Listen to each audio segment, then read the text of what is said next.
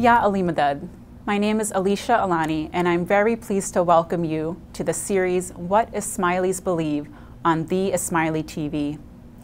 This series aims to educate about the beliefs, history, diversity, and practices of the global Shia Ismaili Muslim community in easy-to-understand language. It includes short articles, explainer videos, interviews with scholars, and podcasts on all the Ismaili platforms.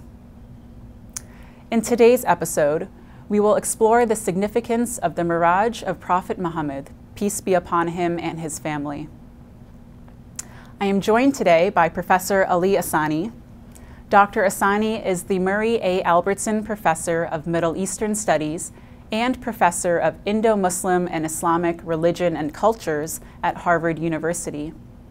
The author of several books, including Celebrating Muhammad, Images of the Prophet in Muslim Devotional Poetry, and Ecstasy and Enlightenment, the Ismaili Devotional Literature of South Asia, Professor Asani has also been recognized for outstanding teaching. In addition, Professor Asani serves on the Board of Governors of the Institute of Ismaili Studies. Professor Asani, thank you for being here and being part of this conversation. You're welcome, and I'm glad to join you today, and I hope we have a wonderful discussion today. I'm looking forward to it as well. Let's start with the basics. What is Miraj? So the word Miraj literally means a ladder, or also an ascent, something that you climb, and it refers in particular to an experience of the Prophet Muhammad. The experience is alluded to in a Quranic verse, which talks about how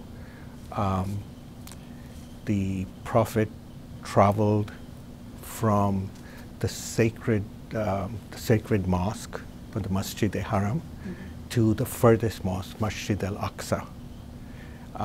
And then there are also allusions also in the Quran related to that he saw things, that he had visions, that he saw things, especially because people were skeptical about what he saw. So that's the core of this that is mentioned in the Quran, but through traditions, it's understood that these are allusions to an experience that he had. And that experience, in the course of this experience, he had a meeting, or he saw God, or he experienced God. And usually the story gets narrated in two parts, that first he was asleep in his bed in Mecca, and then the angel Gabriel came to him and asked him that woke him up and asked him that we are going on a journey, and they went to this Masjid al-Aqsa, which today is interpreted as the Dome of the Rock in Jerusalem. There he met the other prophets, they prayed together, and at the Dome of the Rock he began his ascent through the different heavens, accompanied by, on the one hand, angel Gabriel, and it's also said that during this journey he was mounted on a horse called Burak, and usually the horse is represented artistically with a female head and the body of a horse, and that these were the two who accompanied him on this journey. There are, because the allusions to it are so minimal in the Quran, traditions have developed this narrative about this journey, so there are many different accounts of this particular story of the Miraj. Yeah, I imagine so. Can you expand more on how different Muslim traditions have interpreted Miraj? So there's always been this speculation about whether this should be interpreted as a physical journey or a spiritual journey, or both. The interpretations of a physical journey, because the story is told about him physically traveling on this horse, and there was a sense that,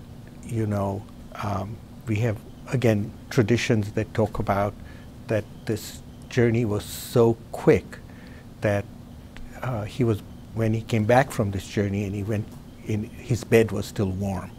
So that sort of raises of questions, was this a vision rather than a physical journey? And so esoterically minded Muslims, including the Ismailis, have interpreted this as actually a spiritual journey, and this is just an allegory.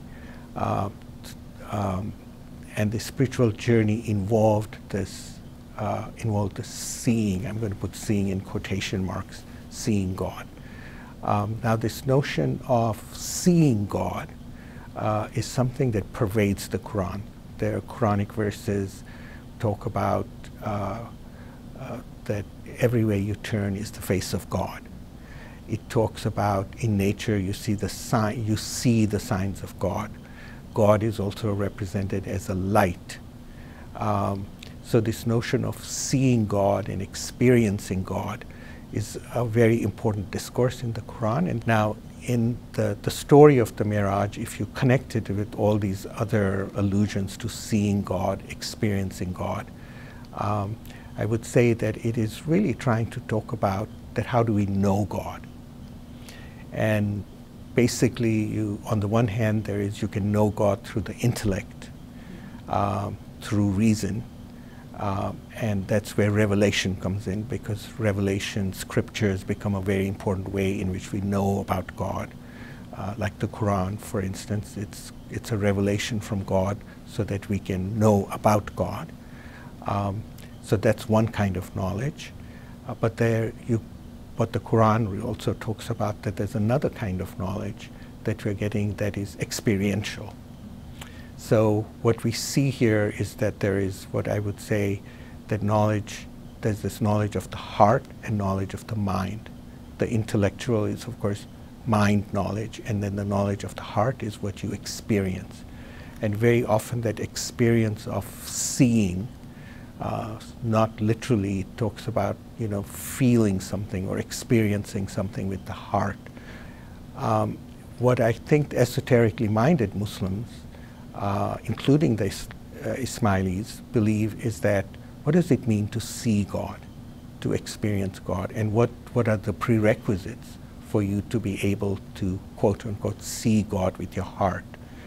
And this is where people would say that the greatest obstacle to seeing God is one's ego. Because so long as you have the ego, you have duality. There's God and there's you. But in order to see God, there has to be only one ego, and that is God. Because your own ego becomes the obstacle to that vision. So this is why they would say that in order to see God, you have to go from being egocentric, you transform yourself so you become God-centric. And once you're God-centric, then you can experience God. So that's really the idea behind, I think, the notion of the Miraj. I find the idea of seeing and experiencing and this heart-mind knowledge concept really fascinating. Thinking about those esoteric interpretations, what does that say about how some Muslims conceive of the Prophet? Yeah, so I think, I think we have to look at the Prophet of history in the 7th century Arabia, looking at his life, his career, his achievements, the different roles he played in society. So that's, I would say, is the historical Muhammad, the person. But these esoteric interpretations and other doctrines that develop around the figure of the Prophet is what I would say is the Muhammad or the Prophet through history. That is how have Muslims associated various beliefs and ideas around his figure based on their understandings of who the Prophet was. And those understandings have changed over time. So what these esoteric interpretations tell us is that as people started to understand what is the cosmic significance of the Prophet, that he was not just a human being sent to bring a message, but there's some cosmic significance to this individual. and in fact to all the prophets. So how do we understand all of this? And so over the centuries, people were trying to understand the process of revelation, the significance of prophets, and therefore they developed various ideas about the Prophet Muhammad, not just as an historical figure, but what was his cosmic significance, and also what was his spiritual significance.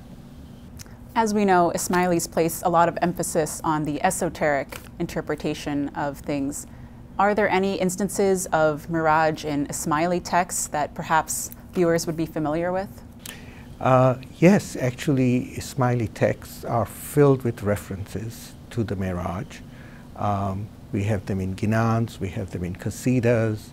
One particular Ginan that comes to mind is from the Kalam-e-Mawla, where it talks about that God's prophet attained the Miraj because of spending the whole night in meditation, and that the faithful, the mu'min, can attain that very Miraj, that very experience, by eliminating all the world's filth from their hearts, purifying their hearts. So that, for example, it comes from a very famous work of in the Ginans.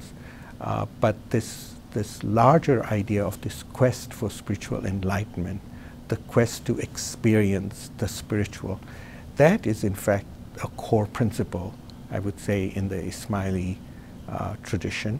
And specifically, if you think about how in the Ismaili constitution, the role of the Imam is described, and his primary role is seen as guiding murids to the path to spiritual enlightenment.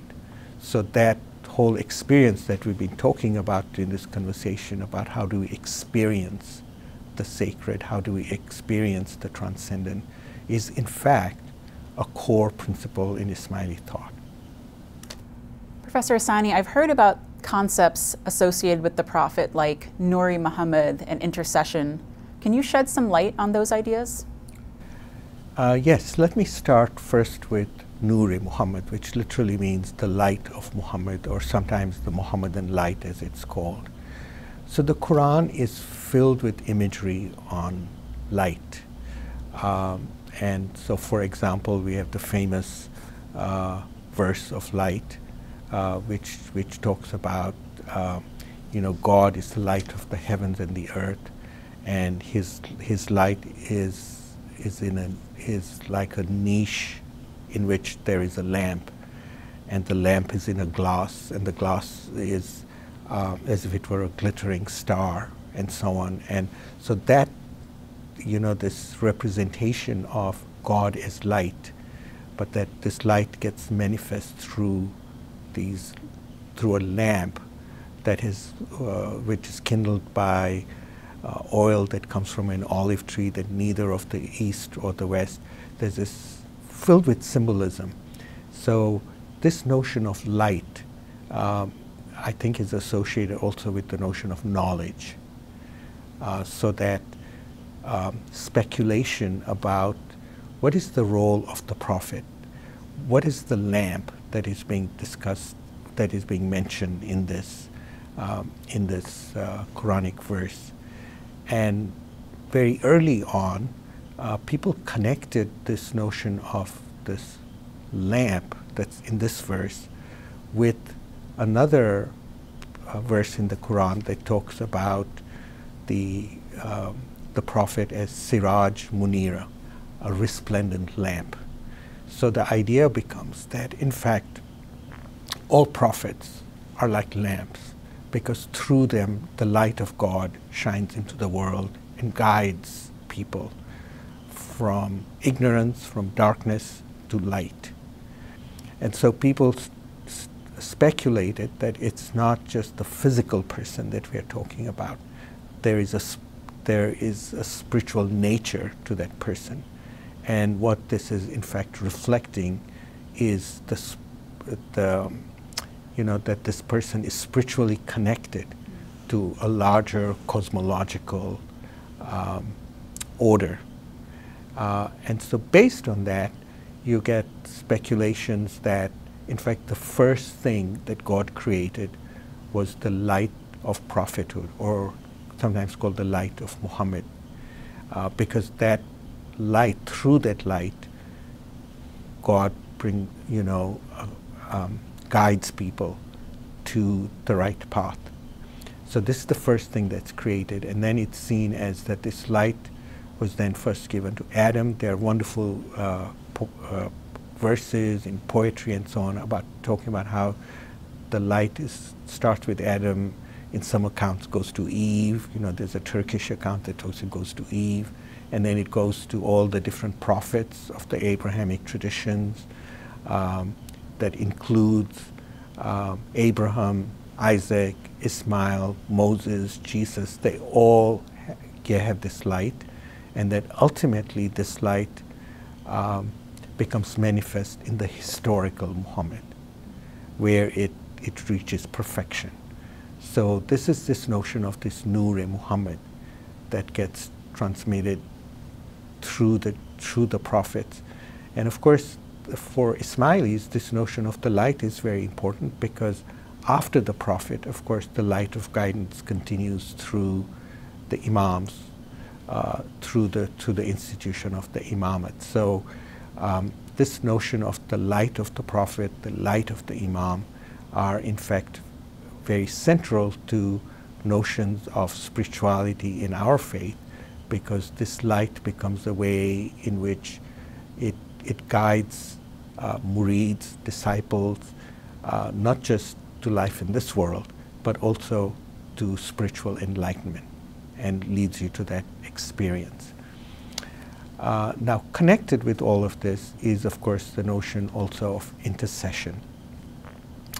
The Quran talks about the special role of prophets, particularly the Prophet Muhammad, that he's not just a bearer of a message, he's not just a manifestation of a light, but he also represents authority. And there are many Quranic verses that talk about the authority of the Prophet vis-a-vis human beings. So, for example, those who pledge allegiance to the Prophet pledge allegiance to God. Similarly, there are other verses in the Quran that if you seek forgiveness from the Prophet, then God will forgive you. So the idea of intercession is that there is an intermediary between humans and God. And what you're seeing positioned in the Quran is this notion of prophets, particularly Prophet Muhammad, as an intermediary figure to whom people could appeal for forgiveness so that God could forgive them. So this notion becomes actually centrally tied to the notion of Muhammad, the Prophet, the concept of shafa, of intercession. And interestingly, this notion is then extended to other figures who are seen as being close to God. So for instance, in the Shia tradition, the imams, who are seen as enlightened beings who guide people to the right path, also have this power of intercession. And given that they're from the family of the prophets, so this idea that this intercession runs in the family of the prophets, the previous prophets, but also the descendants of the Prophet Muhammad. So this becomes another central part of Ismaili belief and thought through the centuries. I would also say that it's not peculiarly Ismaili. You find this notion of the Prophet's intercession widespread in a variety of Muslim communities through the centuries. And you find, you see it in the prayers that people offer in many, many different languages, but you see it in poetry as well. I just want to give you some examples. So Ibn Khaldun, the great a North African philosopher of history, sometimes also called a sociologist, addresses the prophet, you know, grant me by your intercession for what I hope, a beautiful page instead of my ugly sins, like wipe off my sins so that my life is a beautiful page. Ahmad al-Tijani, who's a very famous figure from the 19th century, mystic from North Africa and has a great influence in West Africa, prays to the prophet, I beg the favor of our master, the messenger of God, that he guarantee me admission to paradise without being brought to any account or undergoing any punishment. This idea of the prophet interceding for the community is also based on accounts that you find in Hadith of like what happens on the day of reckoning, where people have to reckon for their deeds in the world. And very often those Hadith connect that at the time when you have to account for your sins, account for your actions in the world, the prophet will be there to intercede for you. The notion that the prophet can forgive sins, and you have mentioned in the Hadith, and then you see people pick it up in these poetic traditions, and you see a lot of poetries, you know, requesting or pleading for the prophet's intercession. So this notion then is picked up, I think, in the Shia traditions as well. So, so this becomes another very important facet, another very important way in which Muslims have related to the figure of the prophet, and not only, I would say, the descendants of the prophet in terms of his family, but also people who are seen as spiritually enlightened beings. So many Sufi sheikhs and peers, because they're seen as inheriting some of the knowledge and authority of the prophet, are also seen as intercessors. So hundreds of thousands of Muslims go every year to shrines, to dargahs, to seek forgiveness of sins, to seek the intercession of these sheikhs and peers. So this is a widespread practice in the Muslim world. Those were really beautiful examples and verses of poetry. And Professor Asani, you are the expert in Muslim literature and devotional poetry. Can you share with us some more examples of how Muslims have expressed the importance of Miraj through the arts? The subject of the Miraj has been, of course, the subject of a great deal of speculation among Muslim communities through the centuries, because it's a story that calls for imagination, trying to think what does this experience actually mean and how does one interpret it. And one can talk about its interpretation in terms of doctrine and practice, but very often for artists, this has fired people's imaginations. All these different languages that Muslims speak, they all have poetry in praise of the Prophet, specifically focusing on the Miraj and, of course, other aspects of the Prophet's personality. There's also a whole genre of literature called the Miraj Nama, which is the treatises of Miraj, or the story of the Miraj, in so many different languages, notably Persian, Ottoman Turkish, and then also some other languages. And these Miraj Namas are composed as entire books that tell you the story of the Miraj. And you know, the story of the Miraj is, let's say there are many stories of the Miraj. There isn't just one story. You know, what I mentioned here is just a core idea. But that core idea is developed in different traditions in different ways. And so you can see through these miniature paintings where the scenes are, you can see the figures of different prophets. So in some manuscript traditions, you can see, generally you see the figure of the prophet is veiled, so they don't try to show him as a person, but to show the notion of light. So not to talk about the physical person, but the luminous, the spiritual person, by showing a halo over his head. Other manuscript traditions, the prophet is in fact shown, so you can see the face is shown, but of course using the artist's imagination. So what you see in these artistic manifestations are the importance of the artist's imagination and how the story of the Miraj, how it's told, reflects certain doctrines and beliefs, but then how it's illustrated also shows some of the, interpretations. Can the prophet be depicted or not? And there's a wide variety of manuscripts that will show. Some will not show the prophet at all. Others will, so they'll veil his face.